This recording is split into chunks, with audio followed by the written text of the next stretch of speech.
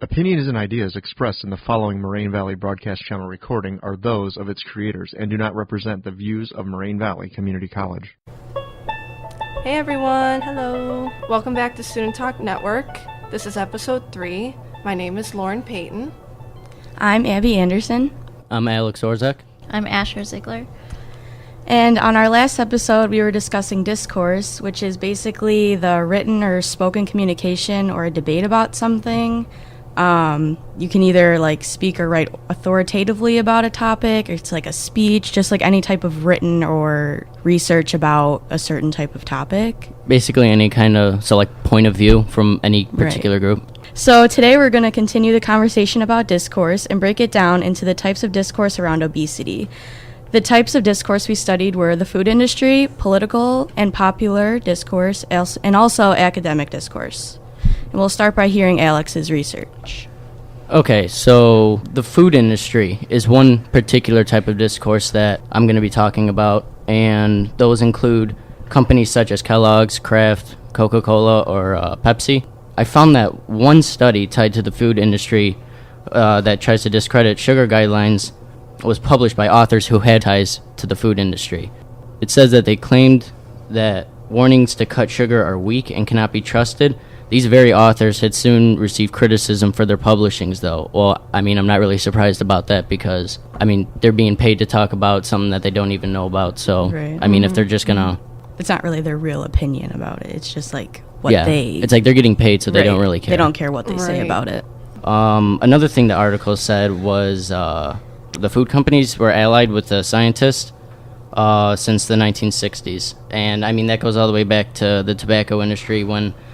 in one of their articles, The Perils of Ignoring History, Big Tobacco played dirty minds and millions died.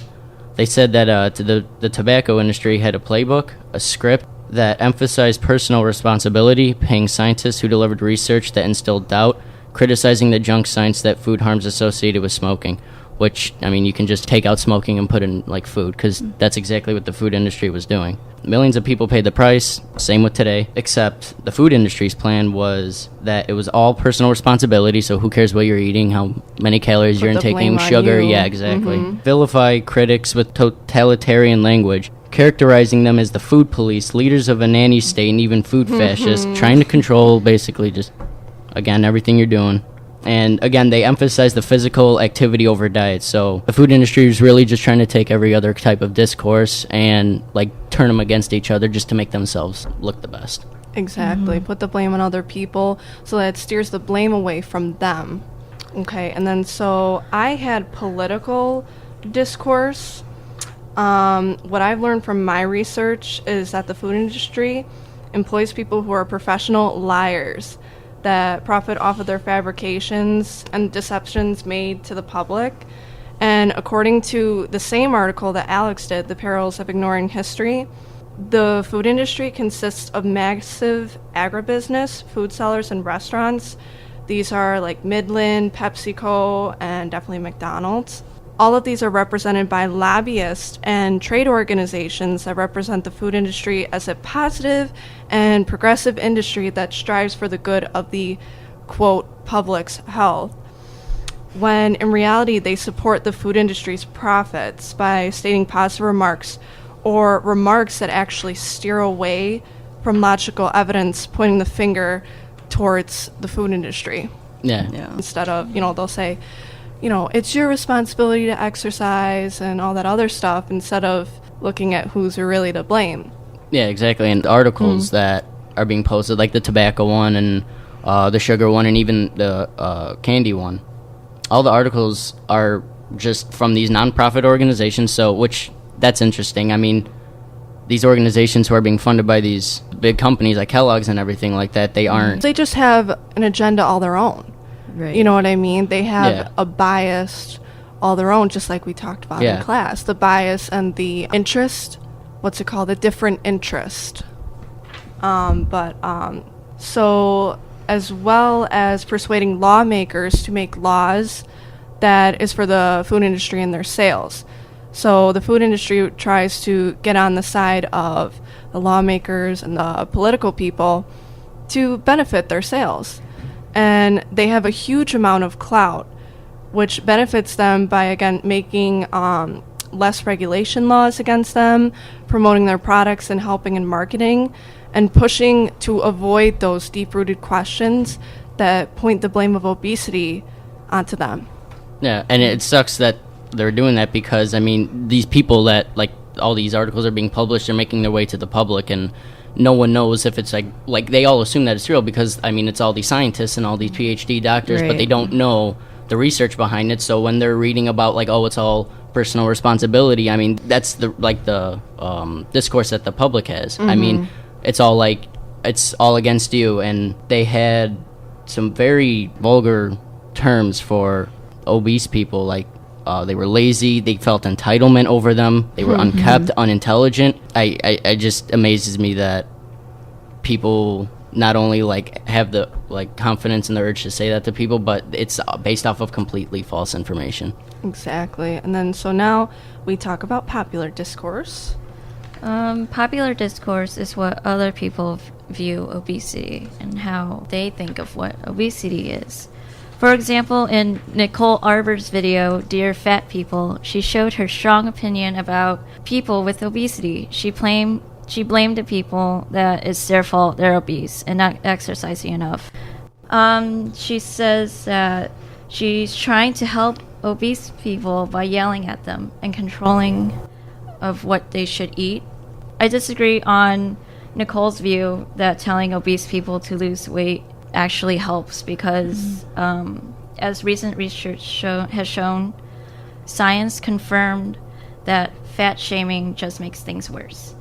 And another thing that Nicole said in her video is that fat shaming does not exist, but I disagree on that because people make fun of other people saying that they're fat. I mean, she kind of wasn't like far off either. I mean, all those, I mean, she was given like specific examples of different people like at grocery stores and like stuff like that, and she was using her own, like she wasn't copying off of somebody else, she was using her own original content to describe the obesity crisis. Yeah, but it's, to me, it's all based on complete ignorance. She's like, the thing where she says, go ahead, lose fat, make better choices. Honey, you don't know how difficult it is and how long it takes. Yeah, I mean, it is harder than that, but... Right. Instead of just saying, go ahead and make better choices. Well, there's also other factors that made them obese. It's just a group effort. Exactly the environment and just how they were treated as in childhood. They might have a really low self-esteem, and that makes them eat a lot.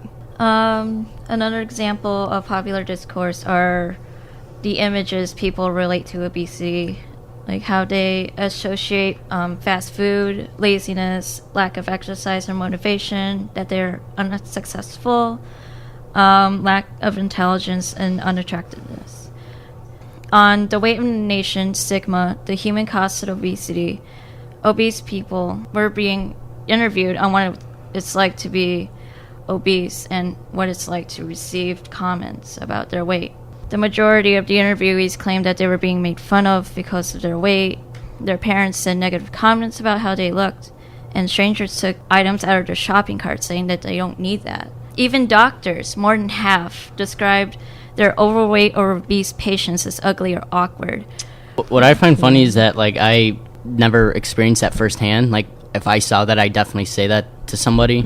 Like, what do you like? Why would you like make someone feel bad? And like those people that were being interviewed in that interview, I mean, they were like on the verge of tears, and some of them were, and it was like, so like going back to Nicole Arbour, like she doesn't realize that like maybe some of these people are seeing that video and she doesn't know how it's affecting them, like because she's behind that camera. Right. Exactly. Like, even one doctor was saying, I can't, to an interviewee.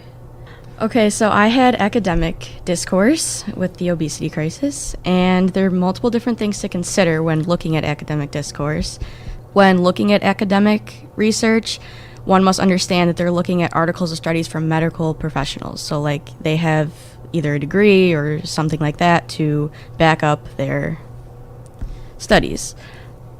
These professionals have the resources they need to produce those studies. In the article titled How Candy Makers Shape Nutrition Science, a University of South Carolina professor named Stephen Blair had asked Coca-Cola to help fund a research project that he was working on with his students. It is explained that Blair would basically say anything that Coca-Cola wanted him to in order for them to make and sponsor his study.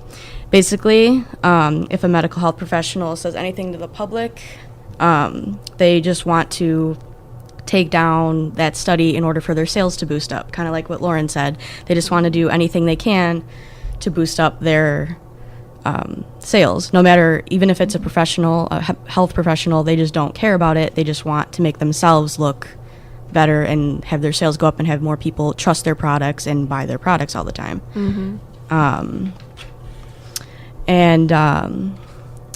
A public health lawyer named Michelle Simon says Coca-Cola's sales are slipping and every major city is trying to do something to curb consumption, meaning they just want everything and to do everything in their power to move up their sales, and no matter what health professionals say, they're trying to convince like the public, don't believe medical health professionals, they don't know what they're talking about, only we know what we're talking about because we're the people who put out the product themselves.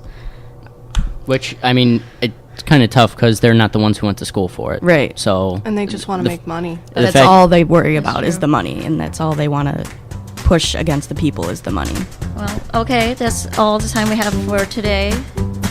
Tune in next week for another episode of Student Talk Network.